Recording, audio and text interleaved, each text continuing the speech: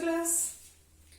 बच्चों, अपने जो थर्ड चैप्टर है अंग्रेजी पत्रिका और संघर्ष, तो इसमें हमने शुरुआत में देखा था कि किस तरह से अंग्रेज जो है एक व्यापारिक कंपनी बनकर के भारत में आए, और फिर हमने उसके अंतर्गत देखा था बंगाल में इनका नियंत्रण हुआ, और बंगाल में फिर इनका जो प्लासी का युद्ध हुआ, बक्सर का युद्ध हुआ, उसके हमने अध्ययन जो है वो किया था। इसके बाद बच्चों जो अंग्रेजों का मराठा संघर्ष है, पंजाब के साथ संघर्ष है, मैसूर के साथ संघर्ष है, वो जो हिस्सा जो है वो हटा दिया गया।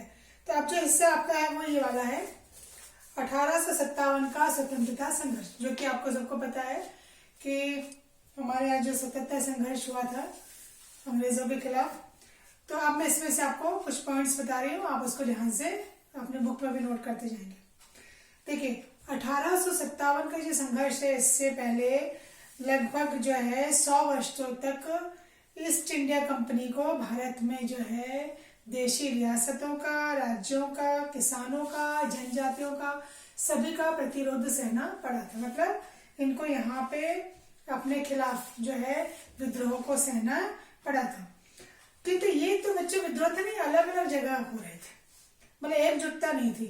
पहली बार ऐसा हुआ कि 1857 में अंग्रेजों को पहली बार भारतीय विरोधों का एक साथ जो है इनको सामना करना पड़ा था। मतलब संगठित विरोध, मतलब सब संगठित होकर के, आपको पता है किस तरह से विरोध हुआ था, तो ये विरोध का सामना करना पड़ा था।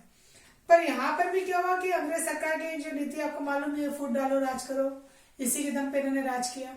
तो ये एक नीति को अपना करके इन्होंने इसका फायदा उठाया और अपने खिलाफ जो प्रतिरोध हो रहे थे इसको इन्होंने विफल किया, और इसका इन्होंने जो है लोगों को परिवर्तन, अपनी नीति करने के लिए परिवर्तन इन्होंने लोगों को मजबूर कर दिया।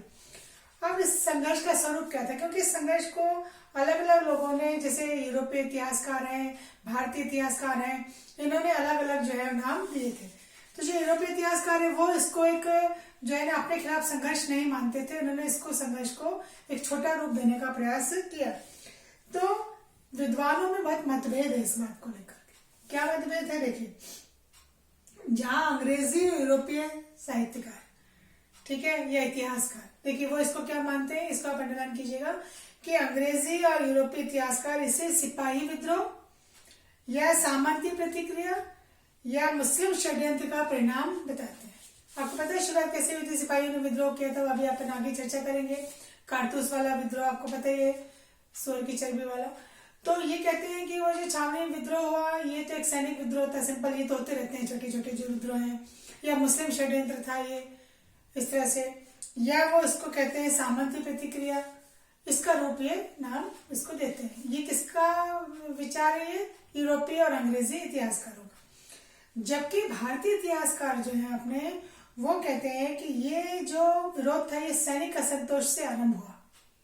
आपको मालूम है सैनिकों में असंतोष था, अपने जो हिंदू और मुसलमान सैनिक थे उनमें कारतूसों को लेकर के जो है बहुत ज्यादा क्रोध था, और शीघ्र ही इस संघर्ष ने जन विद्रोह का जो रूप था वो ले लिया और इसके रूप में व्यापकता प्रदान की। अब यहाँ पे जो स्वतंत्रता संग्राम का इसमें रूप लिया, तो देखिए कुछ भारतीय इतिहासकारों का इसमें जिक्र आता है।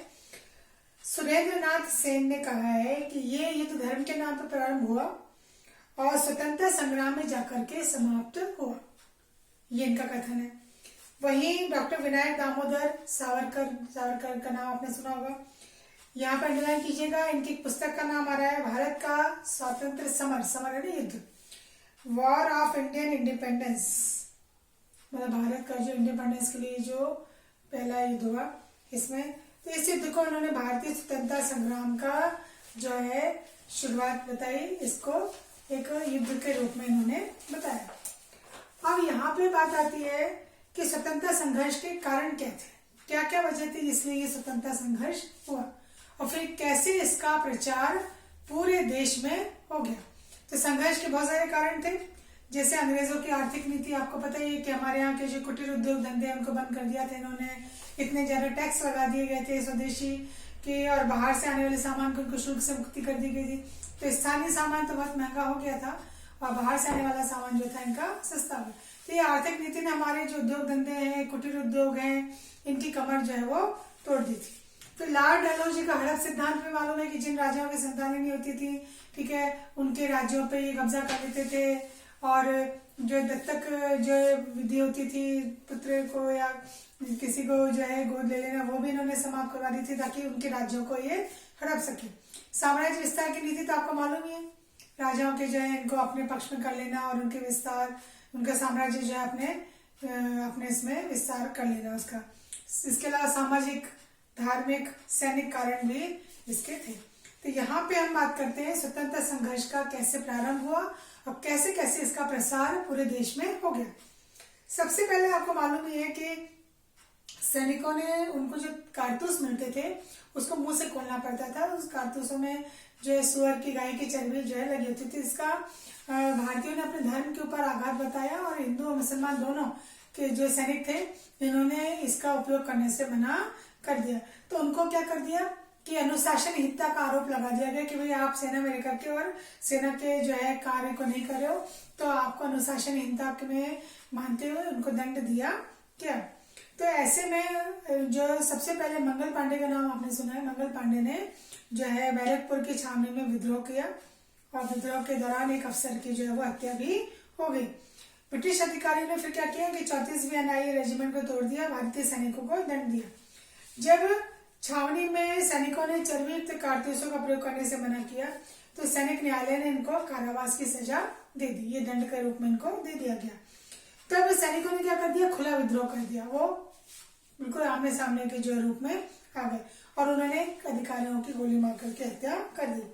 और फिर इनके जिन साथियों को जो है कारावास दे दिया था, इनको मुक्त कराने के लिए इन्होंने दिल्ली की ओर कूच कर दिया और दिल्ली पे अधिकार करने के लिए ये लोग वहां पर चल दिए।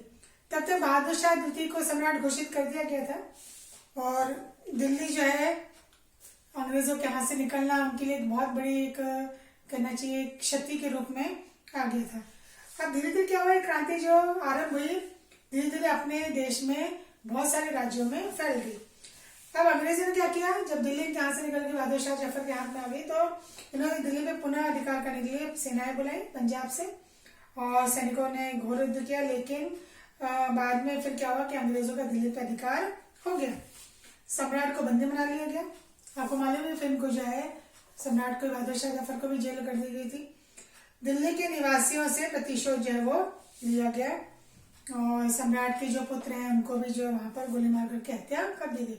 तो ये दिल्ली से जो हुआ, फिर धीरे धीरे क्या हुआ कि लखनऊ में क्रांति हो गई। ये क्रांति देखिए अब किस तरह से बढ़ती जा रही है। 1857 में भारतीय सैनिकों ने क्या किया कि लखनऊ में जो रेजिडेंसी थी उसको घेर लिया और लखनऊ को जो अंग्रेज लोग पुनः जीतने का प्रयास करे थे उसमें वो विफल रहे और बाद में 1857 में सेनापति थे इनके सर कॉलिन कैम्पबेल ने गोरखा रेजिमेंट की सहायता से नगर में प्रवेश किया और फिर उन्होंने बाद में लखनऊ पर भी अपना कब्जा कर लिया। मतलब क्रांति जो चल रही है धीरे धीरे जो है अंग्रेजों का अधिकार भी इन पर होता जा रहा है। अब यहाँ पे क्या किया, क्रांतिकारियों ने कानपुर पर अधिकार कर लिया, लखनऊ कानपुर पास पास ही, इन्होंने कानपुर पर अधिकार कर लिया और एक नाम आपने सुना होगा नाना साहब, इनको जो है पेशवा घोषित कर दिया। तो उस समय जो यहाँ के छावनी कमांडर थे उन्होंने आत्मसमर्पण कर दिया और पेशवा ये जो नाना साहब थे इनका साथ दिया तात्या टोपे ने। तात्या टोपे भी आपने इतिहास नाम सुना होगा, तात्या टोपे ने किया।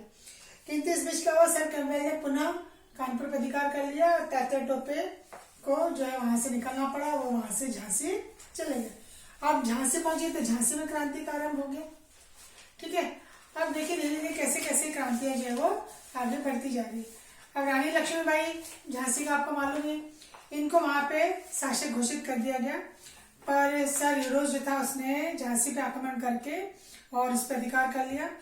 तब झांसी पर अधिकार होने से जो रानी लक्ष्मीबाई तात्या टोपे इन्होंने ग्वालियर की ओर रुख किया, ग्वालियर की ओर उन्होंने जाने का अभियान किया तो भारतीय सैनिकों ने उनका स्वागत किया और उस समय एक जो वहां का जो था सिंधिया ने उन्होंने राजभक्त बनने का निश्चय किया और आगरा में शरण ले ली।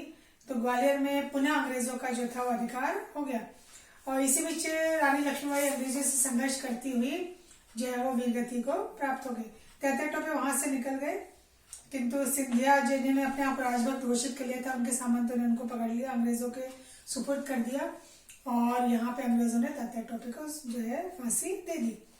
अब देखिए यहाँ पे एक जिक्र आता है बिहार का। बिहार में इस क्रांति का नेतृत्व जगदीशपुर के जो जमींदार थे, देखिए कितने बुजुर्ग जमींदार हैं, 80 वर्षीय कुंवर सिंह ने किया था। इन्होंने जो है अंग्रेज सेनापति इन लोगों को सबको धूल चटाई और अपनी रियासत पे पूरा अधिकार इन्होंने कर लिया। अंग्रेजों से इन्होंने युद्ध किया था और हालांकि बाद में फिर इनको सफलता जो है वो नहीं मिली। और बरेली में भी बहादुर खान ने क्रांति भाग लिया, बनारस में भी क्रांति हुई। तो ये जो है पूरी क्रांति जो हम देख रहे हैं पूरे भारत में जो थी वो फैल गई थी। किंतु इसका असर केवल उत्तर भारत में नहीं रहा, इसका असर दक्षिण भारत में भी देखा गया। तो यहाँ पे एक अलग से क्वेश्चन बनता है, दक्षिण भारत में जो क्रांति का असर रहा उसमें हम देखते हैं कि उत्तर भारत के अपेक्षा दक्षिण भारत में जो क्रांति हुई इसमें जो सैनिक क्रांतिकारी थे उनकी संख्या कम थी। फिर भी अनेक क्रांतिकारी जो थे वो शहीद हुए, उनको सजाएं भी हुई, उनको बंदी भी बनाया गया।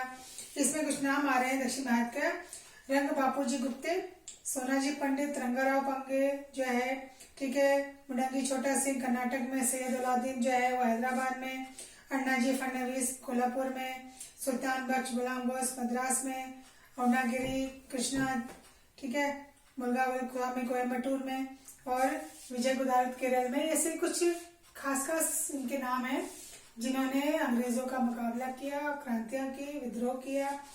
तो ये स्वतंत्रता संघर्ष जो था एक तरह से पूरे देश में व्याप्त रहा और इस संघर्ष में आप देखिए कि सभी लोगों ने, सभी वर्गों ने भाग लिया, सभी धर्म जाति भाषा के लोग थे, ठीक है, जमींदार भी हैं, किसान भी हैं, सामान्य स्थानीय लोग तो हैं ही। तो बहुत बड़े रूप में जो संघर्ष था वो यहाँ पर जो है हुआ। तो सब लोगों ने अंग्रेजों के खिलाफ जो था ये संघर्ष किया।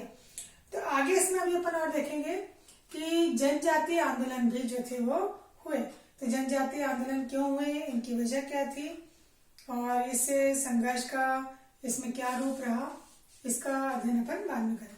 तो आप जो है इस स्वतंत्रता संघर्ष के जो चरण है अलग अलग जैसे शहर में अलग अलग राज्यों में जो फैले उनको आप अंडरलाइन करेंगे और वहां पे किसने इसका नेतृत्व किया, क्या उसका परिणाम रहा, इसका अध्ययन आप बुक में से करेंगे।